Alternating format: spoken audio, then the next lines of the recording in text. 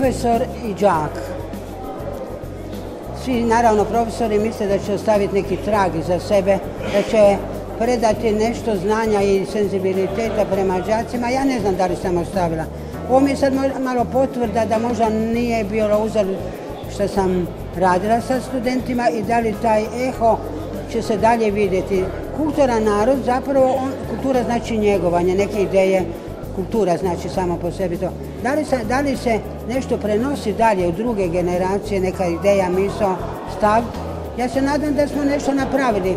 Sad je to velika razlika između mene i njega. On je ne znam koliko, da smo jednu razlika, jednu 50 godina.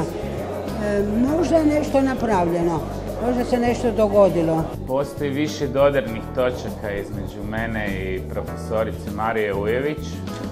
Prvenstvena je ta što je ona meni bila profesorica na prvoj godini akademije, što je jako bitan dio faze razvoja jednog mladog kipara. A zapravo tek sad kroz neko proticanje vremena i kroz ovu izložbu sam shvatio da sam ja dosta od nje dobio i upio, ali naravno da ne mogu sad proglasiti tu vezu nekom, kako bih rekao, baš da sam ja nekakav sljedbenik, ali jako poštujem njen rad i evo nije slučajno valjda i da se ova izložba dogodila, da nas tu negdje sudbina spoji, možda to neka priča. Nisam ja znala zapravo kad sam ja odlučila da ću izlagati, ja nisam znala na koji način vode ovu galeriju, ali mislim da je dobro da se pojavljaju različite generacije, bez pretenciozno, bez stilova u smislu izama. Ne volim kad se stavljaju ladvice, ti si ovaj ekspresionizam, ovaj futurizam, kaj znam. Mislim da je bolje da svako djelo mora imati svoj govor bez obzira na izme ili trendove, što se kaže danas.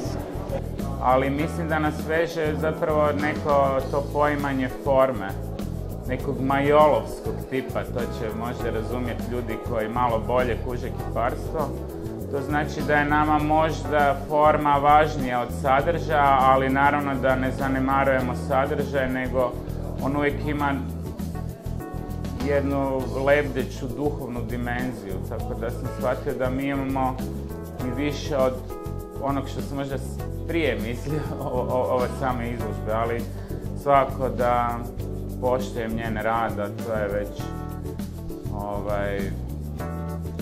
bitno. Znači, zaokružena je neka sad možda procesualna priča, možda. Ja ne znam zapravo što se događa, ali u svakom slučaju bitan je bila faktor u mom razvoju, to apsolutno moram priznati.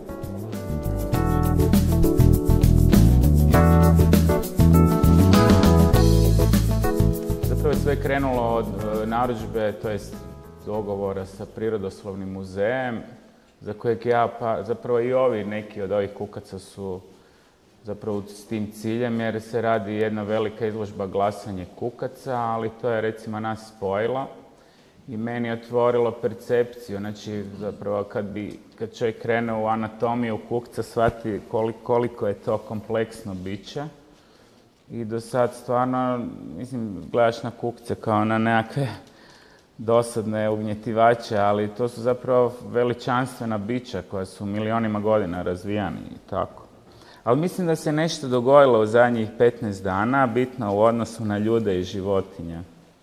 A to mi se čini, Papa Franjo je nedavno izjavio, a sad se referiram i na tog Svetog Franju koji je ovdje izložen, on je izjavio da životinje idu direktno u raj. Mislim, to je nešto, ja mislim, vrlo radikalno i vrlo nešto dosta bitno za povijest svijeta čak, evo, usuđujem se to reći. Zapravo uvijek je kod kiparstva, ali kod svakog rada, puno rada, kako kaže Polkre, i malo milosti. Nema ništa, nema inspiracije u neradu. Samo kad dugo radiš, onda na jedan put ovaj gore pomogne, vidi ovo budalu koliko radi, jer je malo pomoći. Tebi, ja mislim, dosta pomogao.